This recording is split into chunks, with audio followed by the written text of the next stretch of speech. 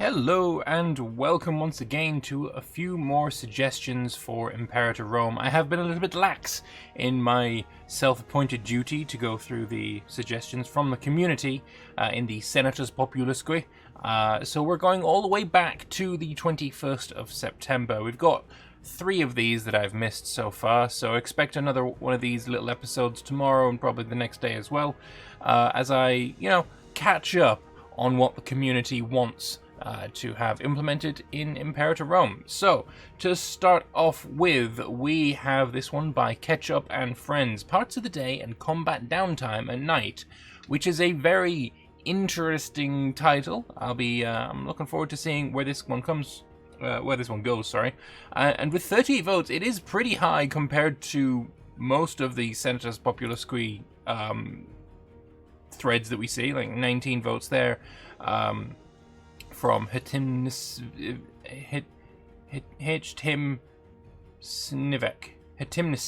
Sorry, your name is very strange. So it's very highly voted, so I'm expecting good things. Let's have a look.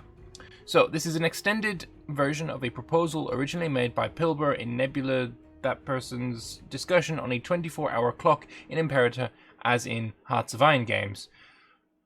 Oh man, my initial reaction is no thank you. I don't want that at all, but let's have a look. Let's just go through and we'll see exactly what we've got to work with here. So the idea is currently a tick in Imperator Rome is 1 day. So this would be changed to either 4 ticks a day, morning, midday, evening, and night, or 5 ticks a day, morning, noon, afternoon, evening, and night, or 6 ticks per day, dawn, morning, midday, evening, dusk, night.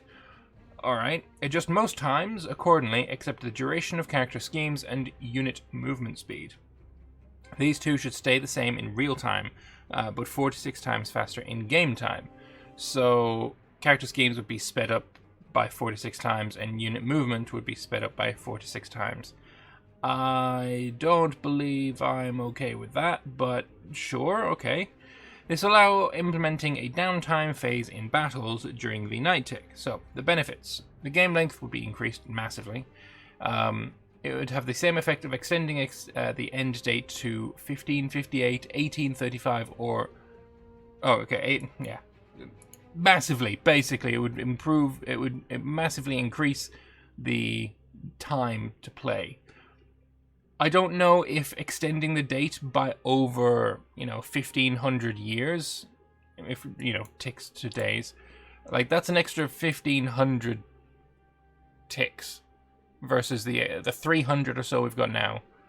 That's a lot of extra time. There's a lot of extra time.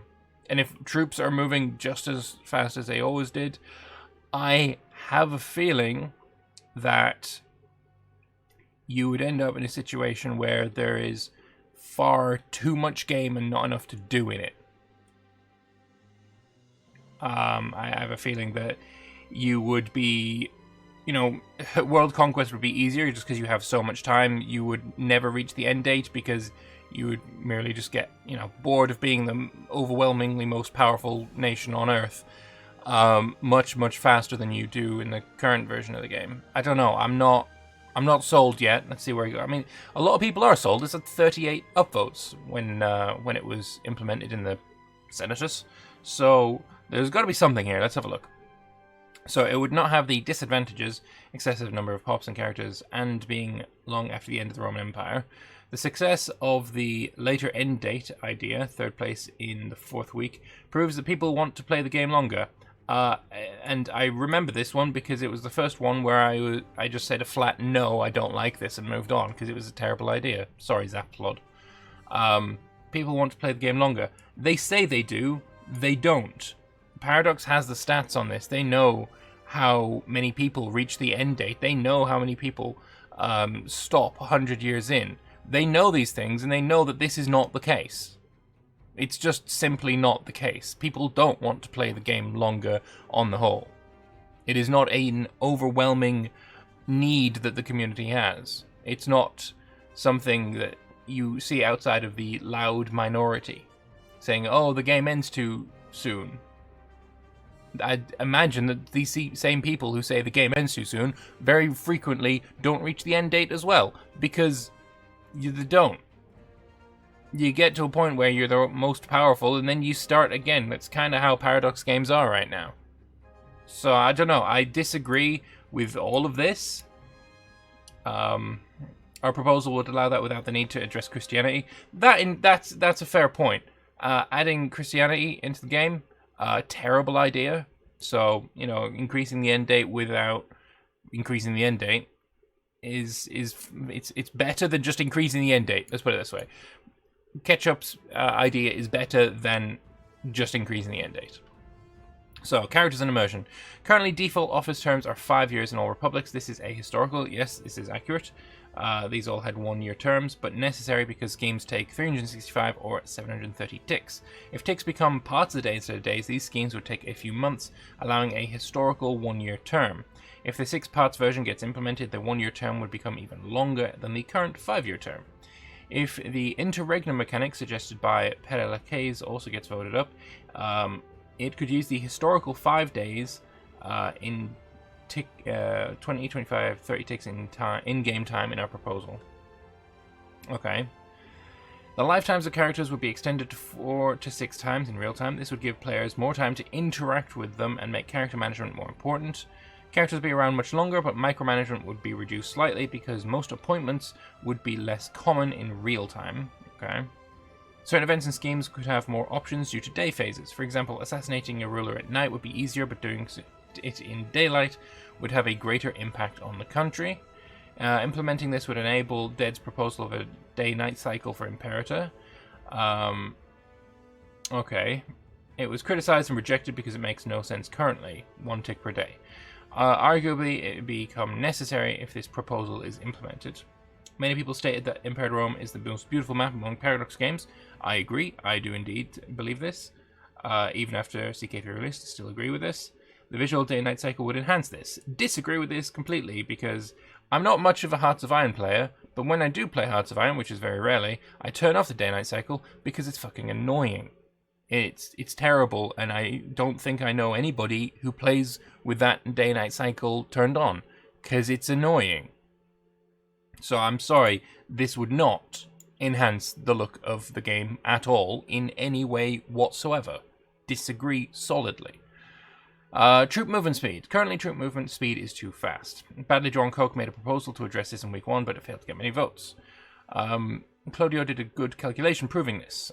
He did some measuring. It seems to be the case. Naturally, forced march and road increased the speed by about 50%, which bring the maximum speed to 10 kilometers a day when forced to marching on a road. This is very slow. According to Orbis, the Roman armies were able to walk 30 kilometers on roads and 60 kilometers while marching. And from other sources, it seems it was possible to travel 20 kilometers outside of roads. So yeah, the troops move too slowly. That's fair. It would solve that. Fair enough. It would indeed solve that. As with terms of office, the slow speed is necessary because of daily ticks, otherwise players wouldn't be able to react and reinforce battles fast enough. Changing ticks to parts of the day would allow realistic movement times. Battles would take the same amount of real-life time to resolve, but it would be much shorter in-game time. That is...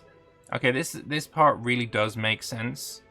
Battles in all Paradox games, other than Hearts of Iron, take far too long. You can have month-long battles fairly frequently.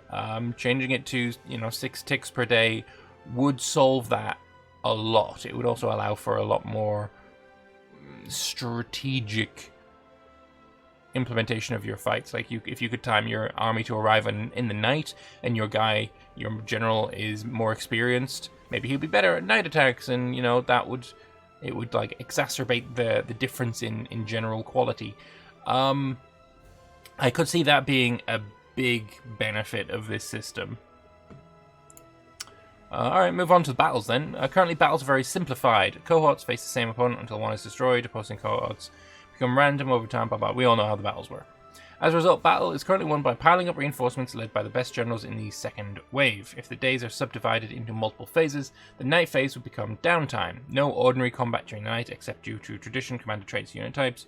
Units restore morale depending on supply. Both sides use this phase to plan for the next day, changing formation, rotating forces, etc. One or both sides could choose to retreat if morale is low. For example, one side has 50 cohorts after some reinforcement arrived last evening. Next day, they put new cohorts on the front, replacing the battered ones. Example 2, both sides try out new formations. It's be dynamic rock, paper, scissors game, depending on available formations, with good generals having a better chance to pick up a better formation for the given circumstances.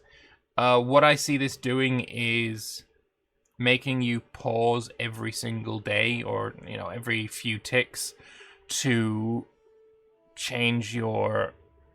to just micro the crap out of your armies, and I'm not sure that that's a good thing.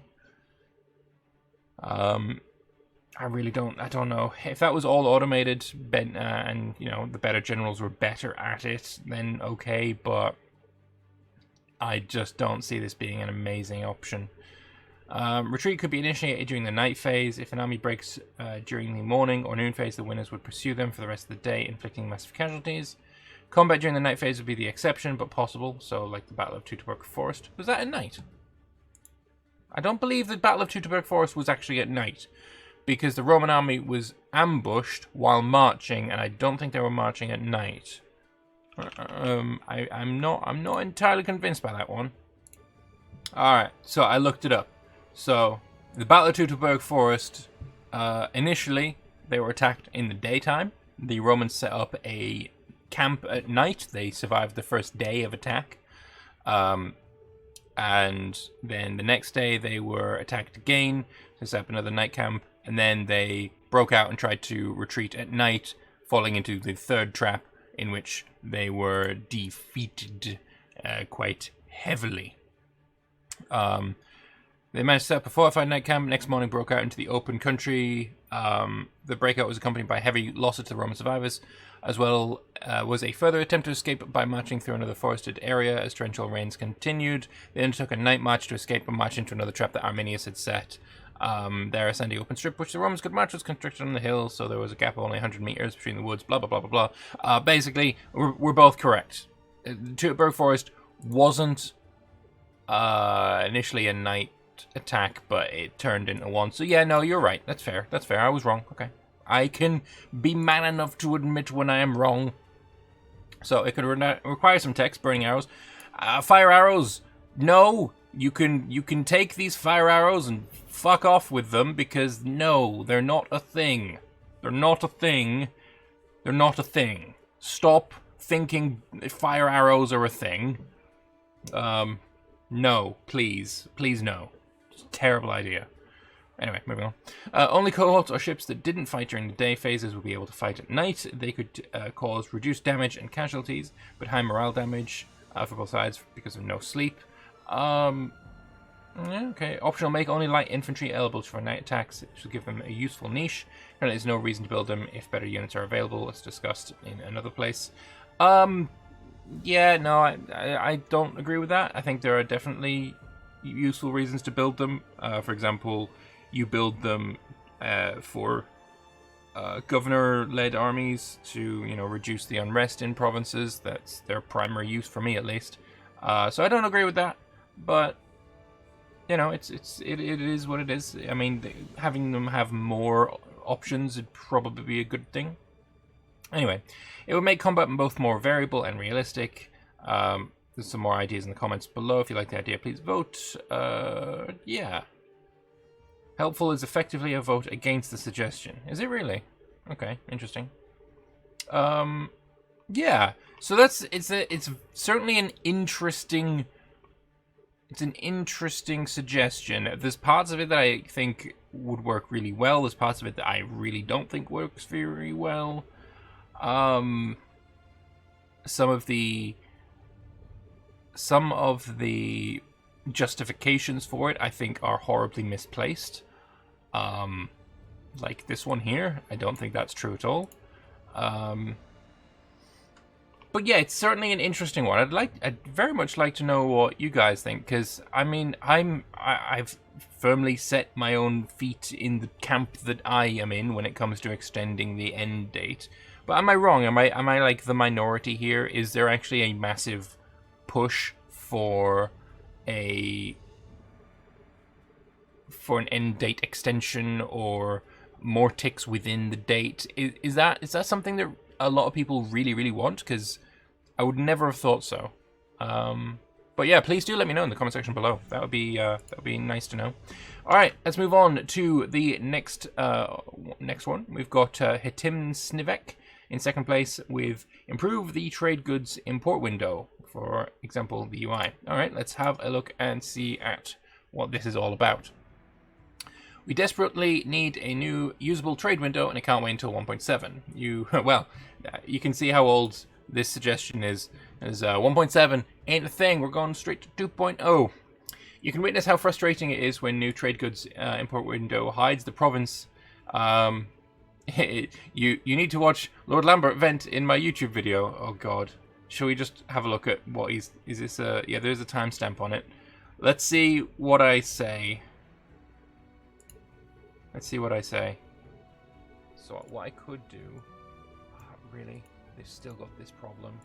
This needs to be here. Why is this still a thing that is an issue? We could cancel... I don't really want to cancel anything though. Yeah, I agree. I agree that moving there is real pain in the ass.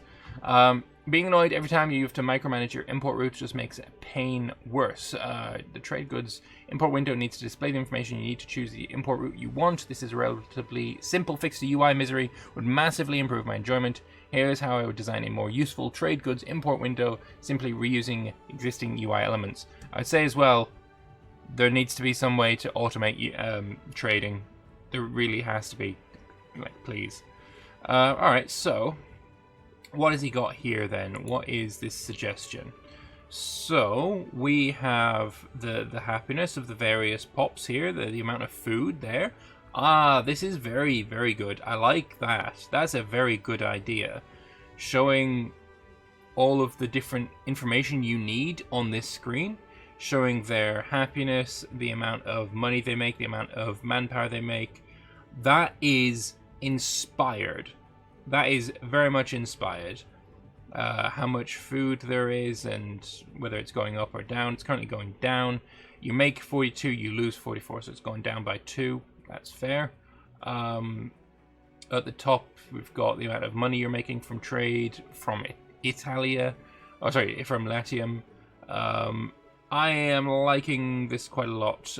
Showing on here how much you already make. That's inspired. I already have 2 iron in this province of Latium, so I'm going to show a 2 there. Inspired. I like it. These being much smaller and able to fit more on there. I like that. That's really nice.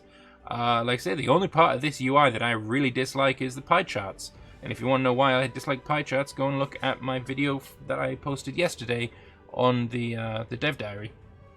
Pie charts bad. Okay. No, this is inspired. Of course, we don't really know yet what the UI is going to look like in version 2.0. We have not yet seen the trade UI, and it might be entirely redundant. If we're going on the basis that this suggestion was made before we knew that the UI was going to be massively reworked in 2.0, then this is objectively an improvement in every possible area.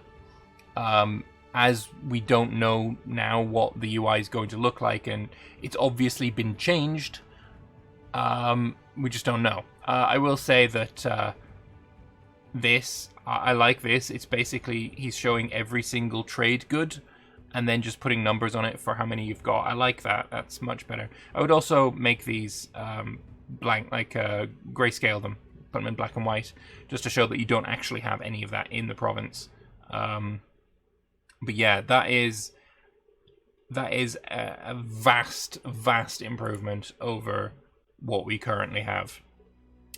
Note that my mockup is only displaying Rome's population and production, but the trade goods window shows stats for the entire province. Okay, so current trade goods design. Yeah, this is what we currently have, and it's terrible. The original trade goods window, except I moved it to the right so you can see both windows. It pops up directly on top of the shorter city province window. Yeah, it's fucking stupid. And also, yeah, you can't see all of the trade goods because of... I will say that I am very much in favor of this. I just don't think that it is at the moment relevant because we know that we're getting a massive overhaul to the UI. So, the name is Hetim Snivek. Sorry, your name is very hard to pronounce for me. H and T don't belong together.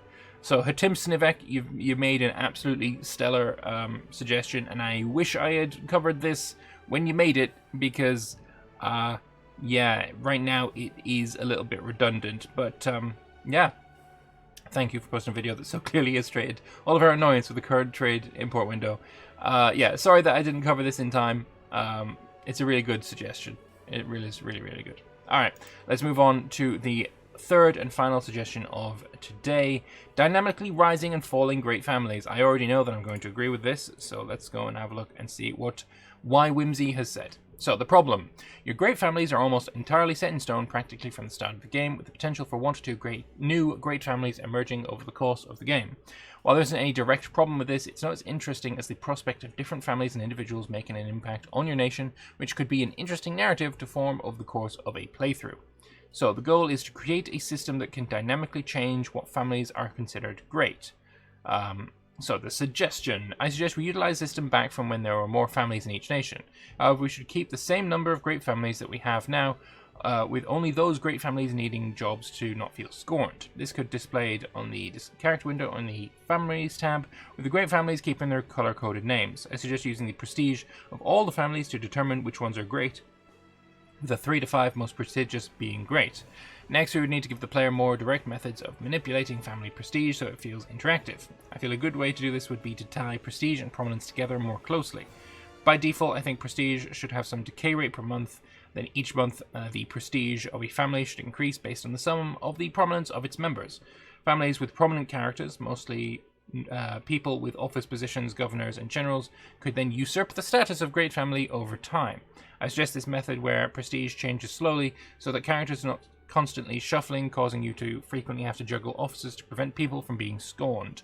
The system would allow for families who no longer have important figures to slowly fade into the background and new families to rise, which I feel would be an interesting narrative to unfold in play. I am already 100% on board with this. Yes. The ability for new great families to come in and overtake your existing ones is something that I thought was going to be the case back when great families and such were announced. I thought that was just what it was, and yeah, to learn that they were then static pretty much all the time was a bit of a disappointment for me.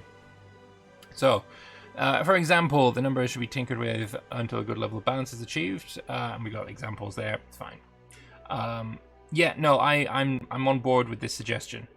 To add more flavor to the system, events could occur that, based on characters wanting to secure more prestige for their families, the character can offer the ruler a bribe in exchange for giving their family their mildly inept son or nephew in office position. Choices would be to give them position, giving you money, either be unable to fire them for some period, refuse them the position, giving a loyalty penalty for some time period. Other cute events could take place involving characters offering to fund public works in exchange for instant bump in prestige. No, I'm on board. I am on board solidly. Have a like. Yeah, so those are today's 3 Senatus Populusque. Well, it's not today's, it was like a few weeks ago's. Senatus Populusque. Some pretty good suggestions. I'm mostly interested to see what you think of Ketchup and Friends' day-night cycle in Imperator. That's the one that I think is going to be the most conflicted. I think it's going to be the most controversial, I guess it'd be the word for it. I'm personally, there's parts of it I like, there's parts of it I don't like, but it's interesting. Hetim Snivek, your suggestion is absolutely solid. There is no problems with it other than the fact that we're getting a rework. And of course, when you made this, we didn't know that, so it's obviously nothing on you. But yeah, we're getting a rework, and hopefully they'll take some of your suggestions in mind when making that rework. Because yeah, it's just better than what we currently have. So, and then finally, dynamically rising and falling great families, also a good idea. So it's pretty good week for Senatus Populusque. I'm liking it. Let me know your thoughts in the comment section below. Leave a like on the video if you liked it. If you would like to support me, then I have a Patreon page. There's a link in the description. But until the next one of these Senatus Populusque, which is probably going to be tomorrow, thank you all very much for watching, and I will see you then. Bye-bye.